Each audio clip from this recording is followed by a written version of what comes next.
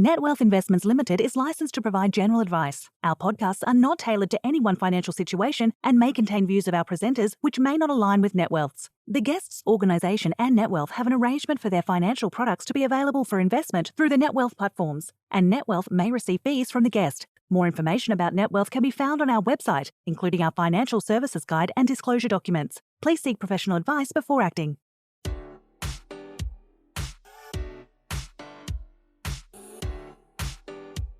Hi, I'm Matt Heiner, Joint Managing Director of Net Wealth, and welcome to Between Meetings. In this podcast series, I chat to industry professionals and thought leaders on what made their careers successful and the opportunities and challenges they see on a wide range of topics as they relate to the delivery of advice and financial services. I hope you enjoy their unique insights.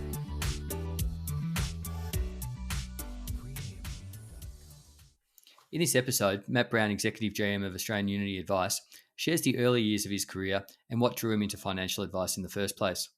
We chat through the importance of company values, building resilience in his team through tragedy, and the key findings of the latest Australian Unity Wellbeing report. We also discuss why he sees the financial industry as a tremendous investment and career opportunity, as well as how technology might be used as guardrails for advisors and to improve the efficiency and scale at a practice level. I hope, as always, you enjoy the episode. Hi, Matt. Welcome to the show. Hi, Matt. Pleasure to be here. Thanks for inviting me. Really good to have you on, and thank you for joining from Sydney. First of all, how's things up there? Are you coping okay? Yeah, we are in what I call an extended grounding. Just takes me back to my teenage years, but yeah, we're going pretty well, and the warmness of the new spring air is much welcome relief. Absolutely. I think today around the country, it's actually the first sunny day everywhere. We're certainly encouraging our staff to get out and go for a walk. Yeah, good idea. Everyone, you should do that. Now, Matt, you've been around in the industry for a little while. I was going to say a long time, but you're not that old. For those listeners that haven't come across you before, it'd be really interesting just to get a bit of your background and some of your career highlights. Yeah, certainly. You may not have called me old, Matt, but what I heard was that I am getting old. And when I look into the mirror, that's certainly the case. Yeah, I have had a really fortunate career that started with way back in the day with a bit of a legal background. So my sort of early formative years were with a legal lens. But I've had such a fortunate run of the financial services industry as a whole. So I had roles from product management, some sort of simple cash funds and eligible rollover funds and things like that. I had part of my career in compliance work, which was fascinating. And then later in my career, as I moved to advice, it's held me in really good stead. I even was an insurance underwriter for a while, albeit a junior one. So I did some really fascinating things, but then paused to think about, well, I was in my mid-30s. What was it that I was really wanting to do? And perhaps I'm a late bloomer and late to mature, but it was starting to decide, well, what difference do I want to make? And that's where, through a couple of personal, family-related intersections with tragedy, so the passing of my father-in-law and that of a young cousin, coincided with that sort of reflective period. And it said, well, when I saw the impact that the comfort that my mother-in-law was able to obtain by knowing that while she was grieving and doing her thing and preparing for the next phase of her life, that she was able to know that she was financially secure and she had someone in her corner, no matter what, looking after her, that was gold. And when my father-in-law on his deathbed saw that and said, thank you, Matt, because I introduced him to a financial advisor, I know my girls will be safe. That kind of sold it for me, and kind of haven't looked back in terms of my journey and career into advice. Fantastic. And if you go back to even the early days when you started in the legal profession, did you have an inkling that you were going to end up in financial services, or is it just where you happened to end up at that point? So I don't want to be misleading. I hold a master's of financial law, but I'm not a practicing lawyer, never have been, never could be, never would be. And I was already in dabbling in the financial services. So I always had an inkling that the financial world is where I wanted to be, and I just wanted to have a deep understanding of the legalities. So that was where I got. So I never dreamt at the early part that financial advice would be where I would land. Maybe I was looking more at sort of executive roles into planning and strategy or innovation or something like that, but not advice, mate. It's funny where you land. I think that's a fantastic personal story, and given that was probably a few years ago now, it just goes to show the value of advice back then, even before it was considered a profession, and maybe that's a topic that we can cover today. But just the value that they were able to add, or financial advisors have always added to that Yeah, point. sure. So, Matt, when you moved into your current role with Australian Unity, you've worked for big banks and institutions, and you've had a fantastic career. What was it ultimately that attracted you to Australian Unity? Well, there are a couple of things, and it was like in many of these changes, Matt, that listeners would identify with in their own careers. So, some of it's planned, a lot of it's good luck and good fortunate timing. And for me at the time, just over 3 years ago now, it was fortunate timing on a number of fronts. But the thing about Australian Unity that got me was it, in the first instance, sort of struck my romantic side, and perhaps I've got a fair romantic side. But if I look about what's given me great comfort and great sense of achievement over the years, was where my personal efforts and what I believed in were in sync with the people around me and the purpose, I guess, that you would call it, that our organisation was said to be founded on. And so when I look at when I was considering Australian Uni, a few things jumped at me. One, it was really old. It'd been around a long, long time. And in fact, this is our 180th year, and there's not too many organisations in the place that have that foundation.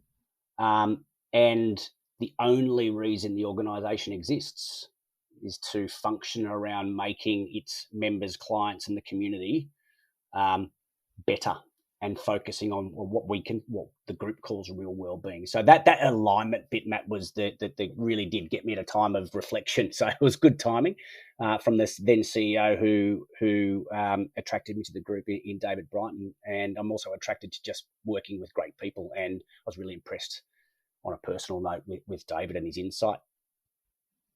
It's the point of purpose and being aligned to a company's values is becoming more and more important these days, I think, to employees, and something that companies really need to focus on. When you reflect back on your career, what were some of the other big learnings or things that you found inspired you to go above and beyond?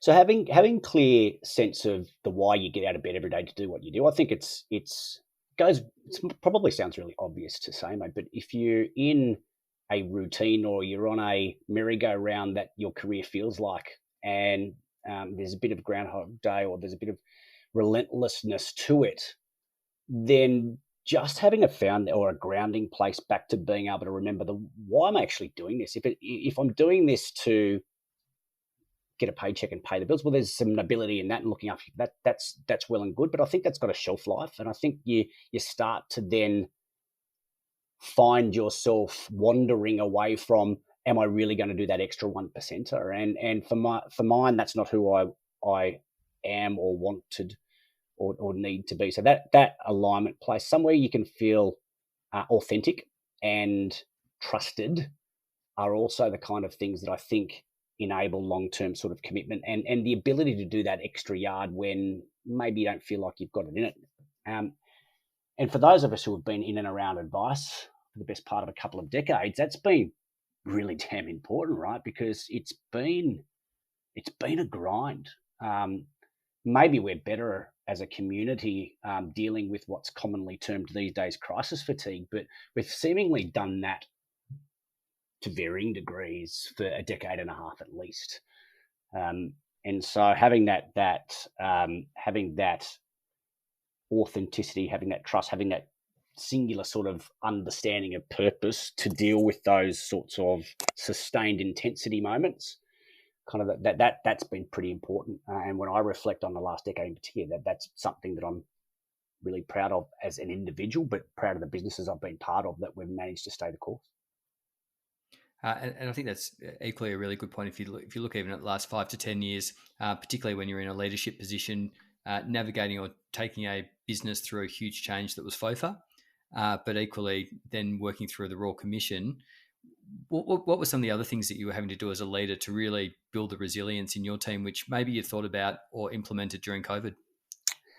Well, COVID's been a fascination in of its own right, but I get the thing that stands out for me in the business. We were quite tragically, one of the jump outs for me was bringing to life in organisations like ours and the businesses we run, where we are professional services firms, right? We trade on our relationships and our intellectual property, and so we're all about people and understanding people and how you infiltrate their minds and get them to make decisions and talk about things they potentially don't want to talk about, and that's difficult in its own right. And then to your point, Matt, yes, we've had to deal with scrutiny and what culminated in a Royal Commission, and of course the regulatory sort of nightmare that's followed that.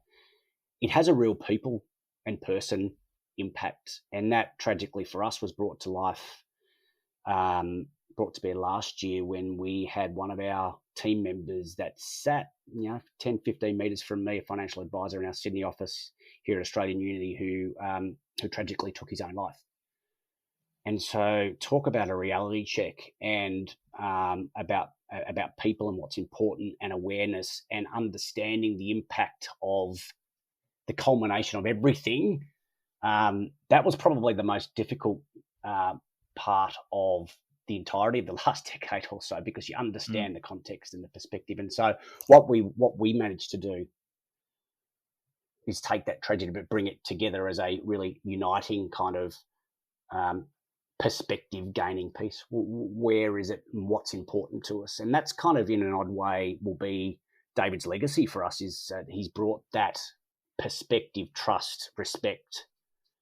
So we're going to face what we have to face, and we've got regulatory, we've got all of that stuff, right? But, in the end, what's important is, are you connecting? Are you doing the right thing?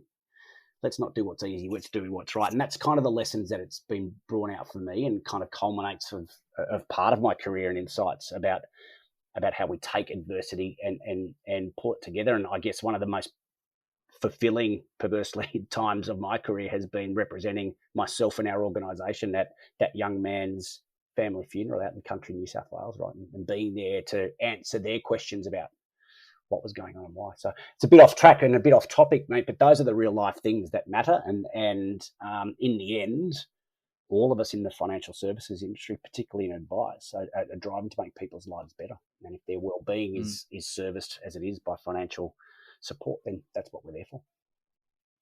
Yeah, I hadn't actually appreciated that story, so thank you for sharing. Given that it is such a big issue, not only in our industry but more broadly across community at the moment, are there things or suggestions that you would give to people listening that are sort of early warning signs, or things that they can do to avoid tragedy in their own circles? Oh gosh, mate, that's something I've thought about and reflected on a lot, and I am by no means an expert in any of those fields. So, but if I were to offer any sort of suggestion, it would be not even as just a leader, but just as a prudent community member, right? Have your antenna up. And it sounds odd or straightforward, but just have your pause for a moment. And one, be thankful for what you've got yourself, but then just take a pause moment and connect with people on things other than what they're doing and how they're reacting to circumstances at work. So antenna up, what you see people doing, which may seem odd as an overreaction or an underreaction dramatically from things, that those are often telltale signs for mine. And that triggers me it's a bit like the Are You OK movement, that sort of foundation. And that's been incredibly important, right? And at a personal level. So antenna up, take a pause, ask what might be going on for someone, and approach them on it in a sensible way. And I think that just brings dialogue and insight, and you're on your own from there, guys and girls, about how you interpret that. Indeed. Well, one of the areas that Australian Unity is very focused and very relevant to this conversation is around wellness, and have recently published the Australian Unity Wellness Index. Can you just share a little bit about what the thinking is behind the index and really what it helps to tease out, if you like? Yeah. This is a really important part of our DNA, right? As our organisation, if you're going to have a purpose around being the most trusted real wellbeing organisation in Australia, then you want to have a pretty clear idea about what wellbeing is. And so for the last 20 years, Australian Unity has partnered with Deakin University on the Wellbeing Index. So it's the country's, I guess, largest and most sustained longitudinal, I guess, study into understanding what drives an individual's actual and perceived sense of well-being. And so they are annual surveys were done for each of the last 20 years. So the one we just released that you referenced, Matt, was our 20th anniversary. And if listeners are interested in that, just go to the AU site. It's there. I'm happy to make it available to circulate through you guys at NetWealth. But it identifies the key drivers of well-being, the 7 domains of a holistic view of someone's well-being. And for us, if I was to bring it down to kind of what are the of the 7 domains and how do they intersect, there's a kind of a golden triangle that we identify that over 20 years has become irrefutable for us, that what drives someone's sense and actual well-being are their finances, their personal relationships, and a sense of achievement in life. And that resonates. I can see people nod when we talk about that sort of thing because it just kind of makes so much more sense. And of those 3, personal relationships are the biggest driver. But what excites me in our business is that the intersection of those 3 things and in some instances, I'd say the disproportionately high reliance or weighting that an individual gives to their financial well-being outweighs even their own personal health, well-being, or security. So those intersections are really important. It tells us that someone's health and their financial well-being are inextricably linked. You must have one for the other to occur. And yeah, that's kind of powerful for us in terms of understanding the role that advice plays in driving someone's well-being. So health and wealth make good sense. I'm interested, do you have the other 7 and do they rank sort of 1 to 7 or are they roughly equal? Well, they don't rank per se and individually, but the they intersect differently for each. But the 3 dominant are those triangles: the finances, personal relationships, and achievement. And I think those are the 3. If I were to focus on them, those are the ones that make the most difference. As you know, we do a lot of research on a range of things. So I'm always interested in looking at the year-by-year movements. And there's no doubt that the last 18 months has created a lot of movements in a lot of areas in relation to technology and advice. It's really been around digital client engagement because of the need to move online. Did you see any major shifts in the wellness index this year, or is it really just around people refocusing on their health and once they realise that their finances are under control and the markets were not only stabilised but going up? Yeah, there was a shift in uncertainty in different age groups and age demographics, I guess. People over 76 recorded the highest sort of sense of well-being. And the drivers behind that was their standard of living remained relatively stable, and their relationships and their sense of community hadn't eroded too far, which was interesting. Married people remained as having the highest level of personal well-being, which was sort of an interesting factoid for mine. Another one was that there was a higher well-being for fathers than men without kids, whereas with women with children had a slightly lower overall well-being compared to the dads. But we haven't seen that happen post our sort of enduring kind of ongoing lockdown. So it'll be interesting to see what happens in the next survey as to whether those things ring true. It also sort of states the bleeding obvious in some aspects, Matt. I know we've sort of spoken about this previously in sort of offline in other formats, but the people who have been most disturbed more recently, I guess, in terms of that pillar of their financial well-being are those with household incomes at 60,000 or less, and they're really struggling to achieve overall well-being just because of the uncertainty of that financial security aspect. So I guess for that group, which has been the most negatively impacted by the pandemic, we've got an emerging sense of community and what we do collectively about solving for that challenge. And that's a difficult one for all of us because many in that marketplace aren't really in the sweet spot for some of our markets. So yeah, that's an emerging one. We'll see how it plays out over the next year. There's some great trends in there, and I particularly like the one about fathers being or having a greater sense of well-being. You've got 3 young or relatively young children. How have you gone with homeschooling? Schooling from home. Thankfully our schools that our kids go to, mate, have been great. So they have their Zoom calls and all that. So I call it their schooling, albeit from home. And I'm sort of a tutor that comes in. So I've been really scrubbing up on my finding the areas of cylinders and cubes, and writing some helping to write some English pieces that interpret, for instance, Emma Watson's address to the United Nations around women's rights. That was a fascinating one. But mate, it's been great. I know for my year 10 son, who's now doing engineering and trigonometry, he's completely on his own. I've got nothing. Can't help him. Right. So you're a better person as a result, is what I'm hearing. Yeah. Although I'm sure they think I'm really annoying. Before we bring you the second part of this chat, a little bit about who we are. Celebrating over 20 years, NetWealth is an ASX-listed company that has been rated number 1 for overall user satisfaction by Investment Trends for 8 consecutive years in their Planner Technology Report. As the financial advice landscape changes, it's important to embrace new technology to enhance the way you run your business.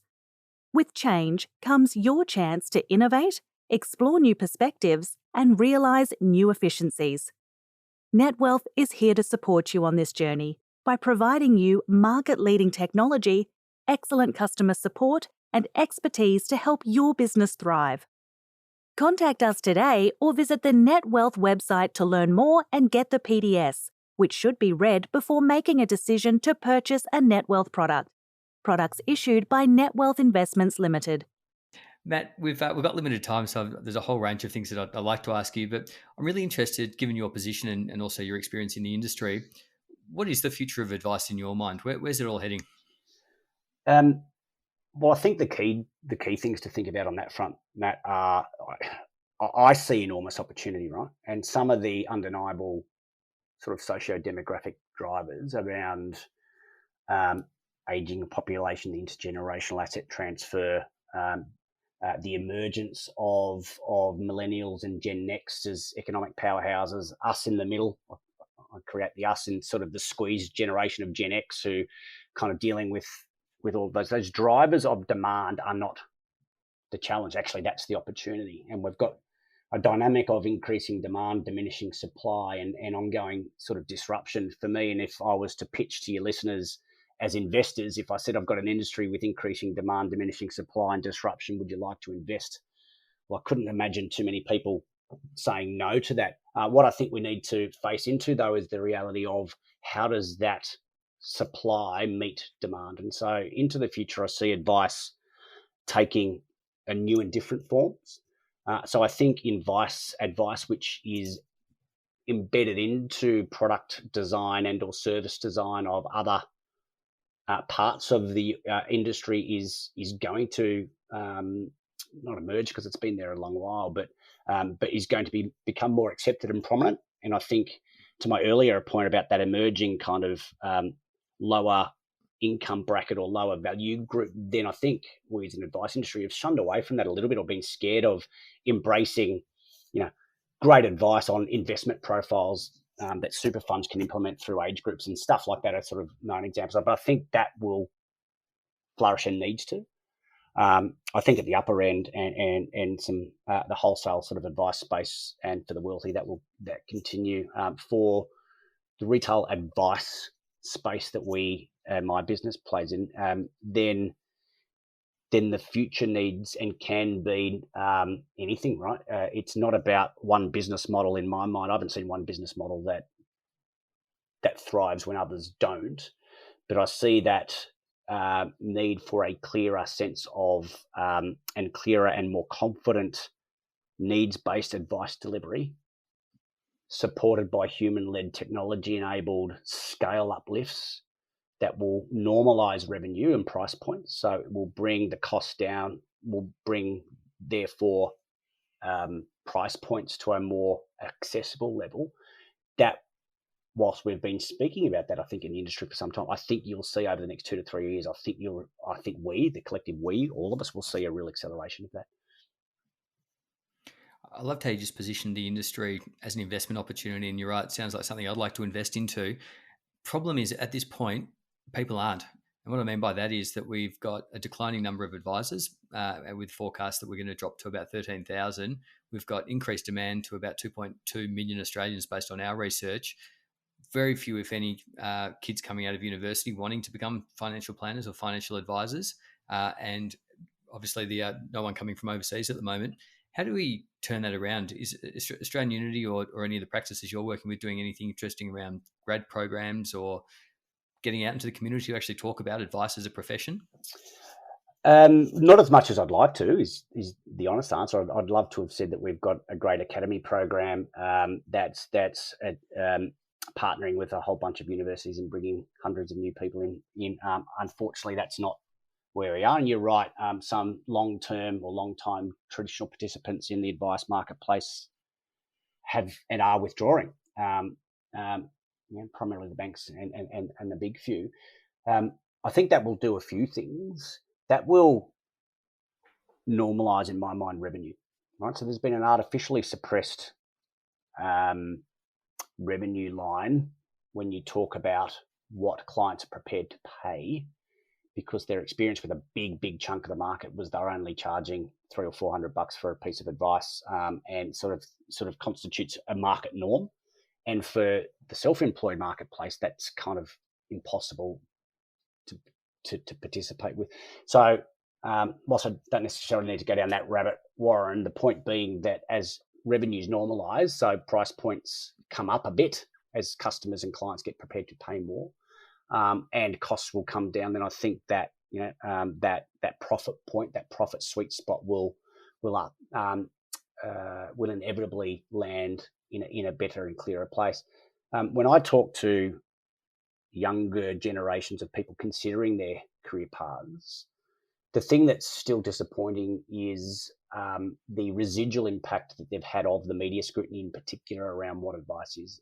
But when you talk to them about, well, actually, this is what advice does, and this is the difference it makes in someone's life, and here's how you can make a really, really good living out of it, it all of a sudden, the light bulb goes off. So I'm confident that when people assess the opportunity in that correct light, then they will flood in. I do think, though, that we've got a bit of a lull. We've got a bit of a trough that we collectively have to try and work through. But if I take a 10-year view, I think we're okay. If I take a 2 to 3 year view, we've got some problems. Matt, you've talked about the ability or the need to bring down the cost to serve quite a few times now. Technology is an obvious way to do this. When you look around the market, and I'm sure you look at a lot of things, what are some of the really exciting bits of tech out there that you're seeing or seeing your practices adopt? Yeah, lots of little interesting ones. But what gets my rocks off as kind of a head of a license is some of the non-sexy stuff. I have seen a lot of advisors over the last couple of years in particular fall into the sins of omission, I call it. And that is, they're so scared to do something for fear of doing it wrong, they're doing nothing, either for an existing client or seeing new clients, right? And that has come out of the regulator scrutiny and the sort of the action that's been taken and the breach reporting, new changes that we have probably won't help that. So the less sexy stuff actually has been hugely powerful. So how do we build foolproof guardrails for advisors around, if you want to act and do something for a client, follow this proven set of technology-enabled, guardrail-driven, follow this step, that step, the alert, then you will be fine, and you can just focus on your client and do it. So that stuff, which we've spent a lot of time on over the last couple of years in our shop, that's really excited me, but it ain't sexy, right? And it's getting us to a foundation where we can increase scale in a really safe way. I see the emergence of data analytics in connection with that has been great, and I've seen a lot of that shifting of late from retrospective data analytics to prospective keeping me safe and prevention's better than cure sort of mindset of, well, this is what's coming and this is what's happening. And so those have been really powerful for us, and those have been really exciting for nerds like me about the safety aspect. I've seen some really good, finally, ideas that are more practical about how do we take and the elimination of waste out of the advice process. And if you think about what advisors have to go through in a technology sense, there are a few sort of bottlenecks. That's the first one is how do I find and engage clients? And we've kind of said earlier that that's really not, I don't see that as the bigger issue anymore. It's access to clients and those people seeking needs. That's okay. It's how do you get that data into the system? How do you get more efficient producing your widget, which is your advice and delivery of your ongoing services?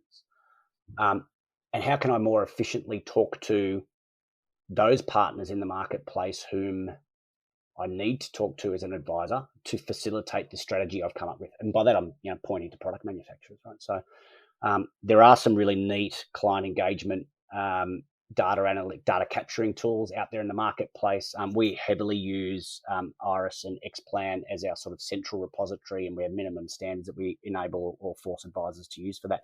But more connectivity points into that, which is a gamified sort of fun way to get data in and managed. We work internally on our sort of the effectiveness of producing our widgets, but where I think we've got a long way to go, which will drive real efficiency, is the effectiveness for a financial advisor and their business to engage in a more efficient way with the suite of platforms, super funds, and insurance providers, each of whom have invested lots of time, money, and effort in kind of the efficiencies once you're in it. But if I'm a practitioner, I've got, might have clients across 3 or 4 main platforms and 8 insurers, and I've got to therefore learn a dozen systems and processes. And I think maybe with DDO, maybe with annual fee consents, that some of those historical barriers will break down, and perhaps the emergence of blockchain and other parts of secure kind of pieces that aren't going to, in the long run, be a sustainable point of competitive advantage for any of us, actually just iron out a truckload of back office uncertainty and inefficiency. Matt, this isn't a question I've actually asked any of my guests before, but you've sort of gone there from a data perspective.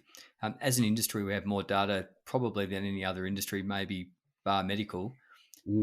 What are you as a licensee doing around cybersecurity, which is probably risk number 1, 2, and 3, given the amount of information we hold about our clients? How are you helping advisors deal with cyber? And are they actually worried about cyber? They are when it gets close to home. But it's probably one of those, if I'm honest, I think for most practitioners in the marketplace, mate, they've got so many other seemingly more immediate risks and priorities. They're probably not thinking as much about cyber is a guess. At an institutional sort of corporate level, we think about it a lot. And I must admit, mate, it's not something I understand really well. So I rely on our technology propeller heads to keep us as well guarded as we can. So we rely on those guys and the cybersecurity. I forget the word you use for it, but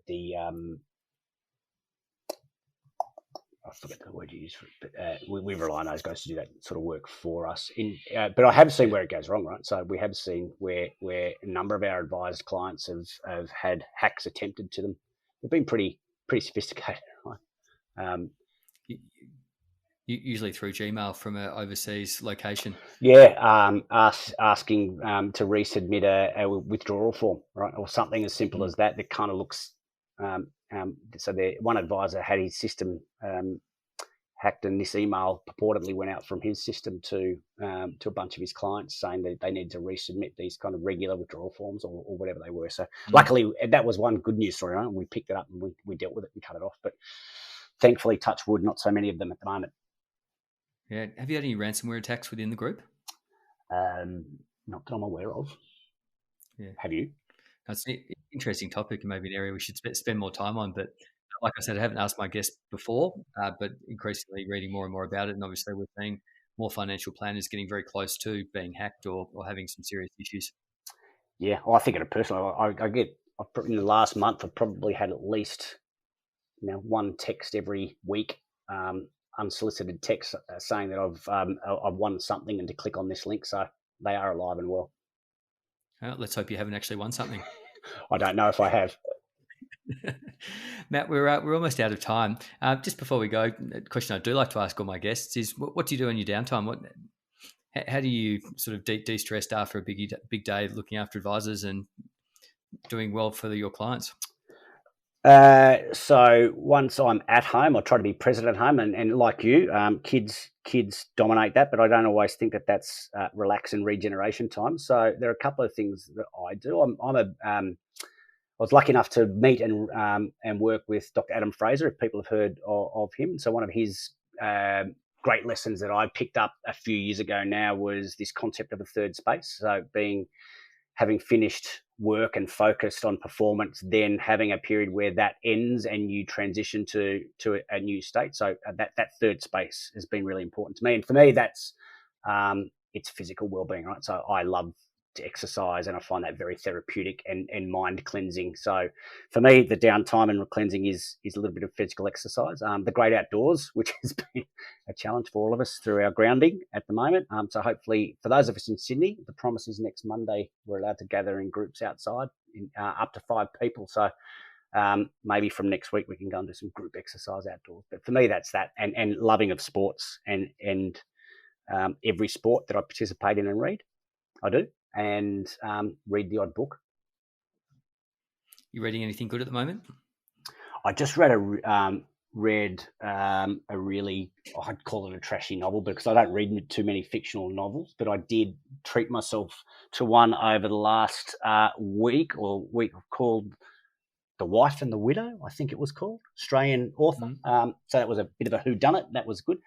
And I went and read a paper from Professor Martinson from the US, which he released ages ago, maybe it was even 5 or 10 years ago, called Crash Course, which is a very alarming sort of analysis of the convergence between the 3 E's, economics, energy, and the environment, and how those intersect. And it was a bit of a doomsday sort of piece, but I had read that. I stumbled across it in some old files as we moved home a wee while ago, so I read that again. So there's one for the nerds.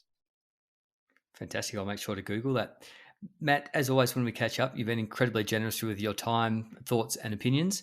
Thank you so much for coming on the podcast, and keep doing all the great work that you are. Thank you, Matt. It's been a pleasure anytime.